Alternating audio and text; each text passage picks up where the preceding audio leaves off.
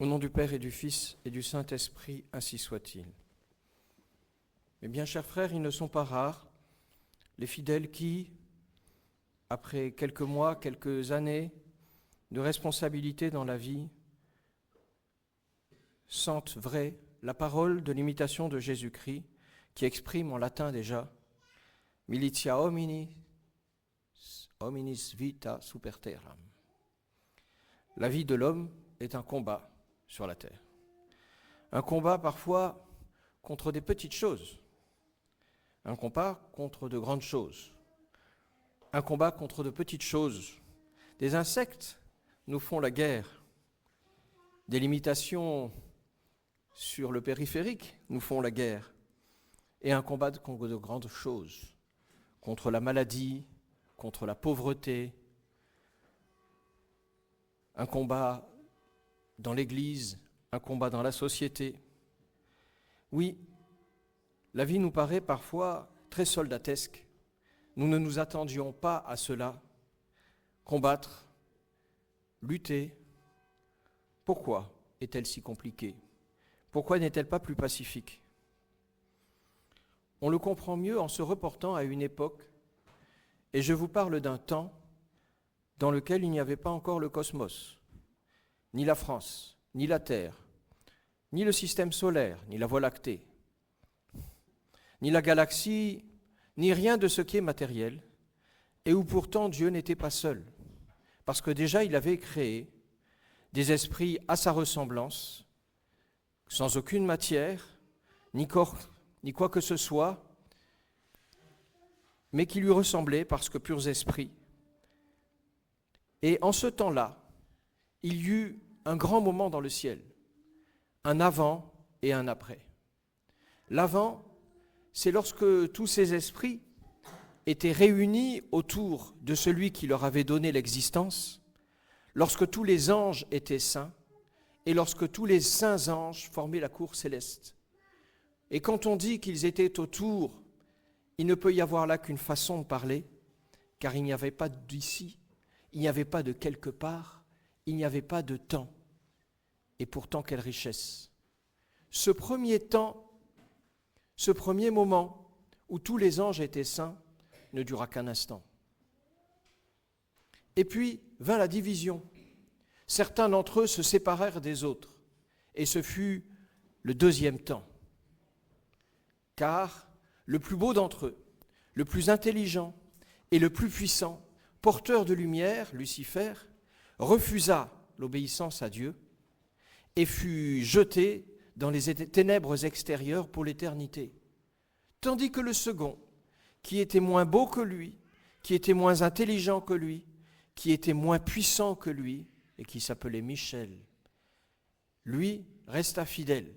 Et il entraîna avec lui une grande partie des anges, devenant par là même le prince de la milice céleste, tandis qu'en face de lui, il avait le prince de la milice damnée. Et mes bien chers frères, si nous mesurons le temps qui sépara,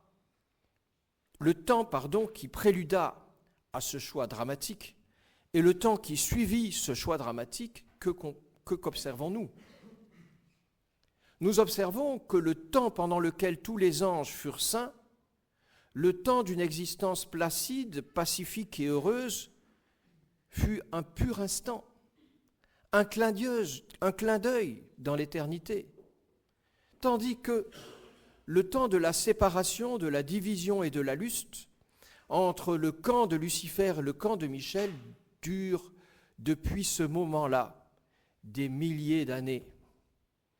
Alors, si dans le monde céleste, dans le monde des anges, le moment de la vie pacifique a duré un instant, et le moment de la lutte entre les anges pour ou contre Dieu a duré si longtemps, comment nous étonner qu'à nous qui sommes sur terre, les années d'existence aient la couleur d'un combat plutôt que d'une vie pacifique ?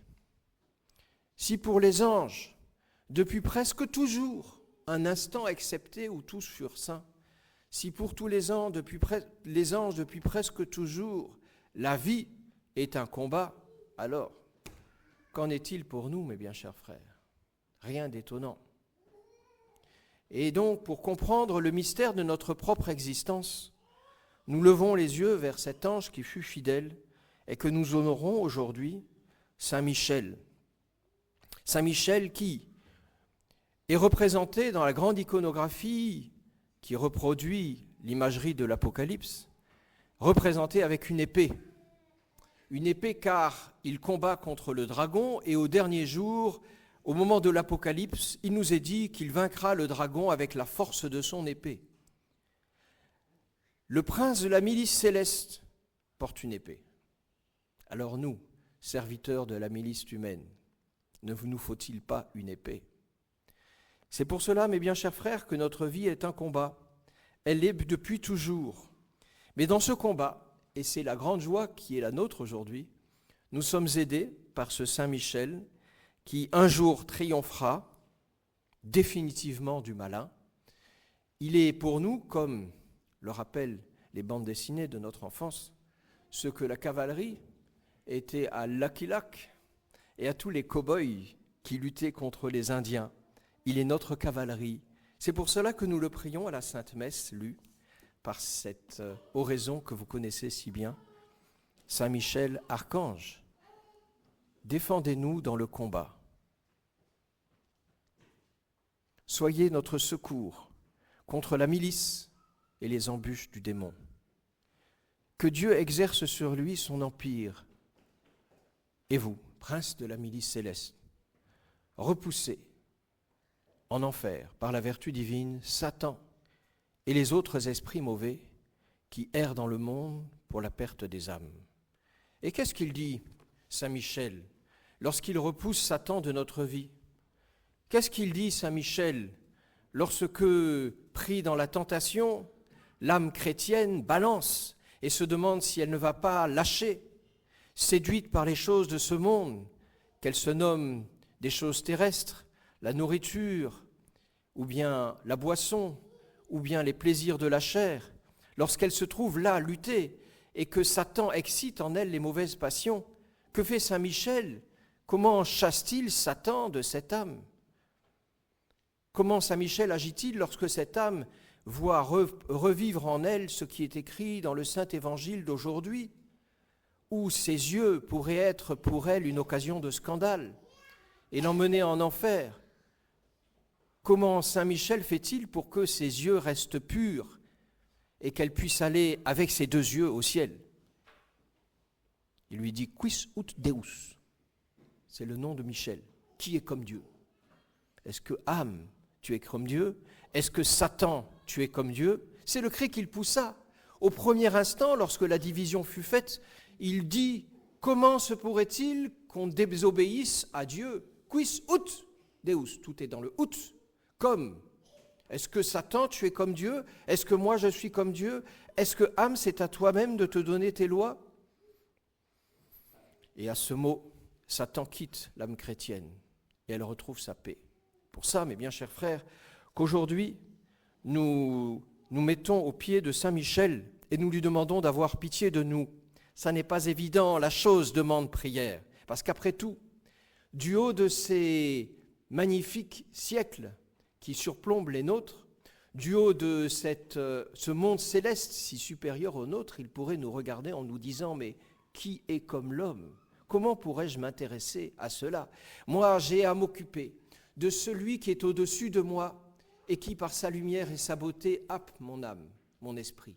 Et puis, j'ai à m'occuper de toute cette milice céleste qui est au-dessous de moi, dont je dirige les armées. Ce sont les armées de Dieu, Deus Sabaoth, disons-nous après le Sanctus. Et puis j'ai à m'occuper de ce prince de la milice infernale. Alors les hommes, qu'en ai-je à faire ? Oui, mais voilà. Depuis qu'il a vu dans l'éternité de son bonheur, qu'un jour, une pleine de grâce recevrait une sainteté supérieure à la sienne, il a compris pourquoi il devait s'occuper des hommes. Le jour où il a vu, dans la contemplation intuitive que lui a donnée le Seigneur, qu'un jour, lui-même, Deus Sabaoth prendrait la nature humaine, alors Saint Michel a compris qu'il faudrait qu'il s'occupe des hommes. Et il n'y éprouve aucune humiliation.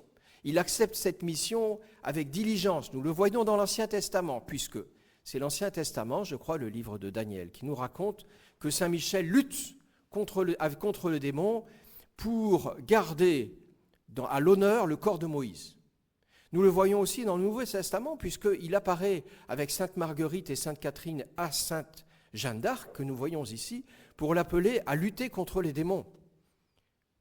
Celui qui lutta et qui lutte éternellement contre le prince de la milice céleste, contre Lucifer, appelle Sainte Jeanne d'Arc à lutter contre l'anglais. Je ne continuerai pas le parallèle entre Lucifer et l'anglais pour ne pas alimenter une anglophobie qui peut-être dans votre cœur nécessiterait plus d'être modérée. Les Français sont connus pour leur amour pour l'outre-Manche. Mais nous remarquons, mes bien chers frères, que cette Jeanne d'Arc à laquelle il est apparu, Saint Michel, elle porte l'épée. Celui qui porte l'épée est apparu à celle qui porte l'épée pour lui demander de porter l'épée. Alors lui, il s'est occupé de nous, s'est occupé de l'humanité, et il nous regarde. Alors mes bien chers frères, aujourd'hui, nous l'honorons, nous sommes tout heureux de pouvoir dire ce Sanctus, Sanctus, Sanctus, Saint le Dieu de Sabaoth, de pouvoir louer le Seigneur avec lui et de l'invoquer dans nos luttes. Oui, c'est vrai, notre vie est une lutte, ne nous en étonnons pas. Et si un jour nous sentons dans notre existence faiblir l'esprit de combat, si notre vie est par trop tranquille, ne comprend plus l'effort, si nous ne sentons plus la dépense d'énergie, la souffrance et la gêne qu'implique nécessairement toute bataille, si nous ne sentons plus d'une certaine façon ou d'une autre le froid et la faim, la fatigue et le danger, si nous ne prenons plus des coups que parfois nous devons nous donner à nous-mêmes, spirituellement s'entend, si nous ne donnons plus des coups aux forces du mal, si nous n'en ressentons plus, prenons garde. Si en nous l'esprit de bataille diminue, c'est peut-être que nous avons commencé de moins ressembler à celui que nous honorons aujourd'hui. Nous lui demandons de mener cette bataille d'abord contre nous, parce que nous sommes le pire ennemi de nous-mêmes, ce vieil homme qu'il faut assommer, étourdir, voire faire mettre à mort. Il nous faut mener une bataille aussi contre les ennemis de la foi, et aujourd'hui ils sont dans l'Église. Monseigneur Lefebvre l'a bien compris. Aujourd'hui notre ennemi c'est Vatican II. Aujourd'hui notre ennemi c'est le modernisme, c'est le libéralisme. Et notre fondateur, Monseigneur Lefebvre, était bien un homme de combat, lui si pacifique de tempérament. Il n'avait pas oublié la prière de Saint Michel qu'il a voulu que les prêtres récitassent après la messe dans ce sacrifice sauveur. Et il nous faut nous battre aussi contre les forces qui dans la société sont si vives, cette maçonnerie, et puis ces forces du mal qui obtiennent l'apostasie de la France, qui promeuvent des lois iniques, qui se lèvent et manifestent dès que quelque semblant d'ordre naturel et surnaturel reprend vie en France. Tout cela, ce sont les ennemis de Saint Michel, ce sont les nôtres. Alors nous lui demandons l'esprit de combat. Saint Michel, prenez-nous en pitié, donnez-nous cette épée spirituelle qu'est l'esprit de lutte. C'est ainsi, mes bien chers frères, que nous compensons notre condition de créature. Pourquoi ? Pourquoi est-ce que le bon Dieu a voulu que l'instant de paix parmi les anges soit bien moins long que la durée de leur combat ? Pourquoi est-ce que le bon Dieu a voulu que nous soyons blessés par le péché originel et que depuis lors, notre vie sur terre soit une lutte contre le péché, la souffrance et la mort ? Pourquoi ? Peut-être parce que la force, la vertu du soldat, la vertu militaire est l'unique façon pour nous de compenser notre faiblesse de créature. Ainsi soit-il. Au nom du Père et du Fils et du Saint-Esprit, ainsi soit-il.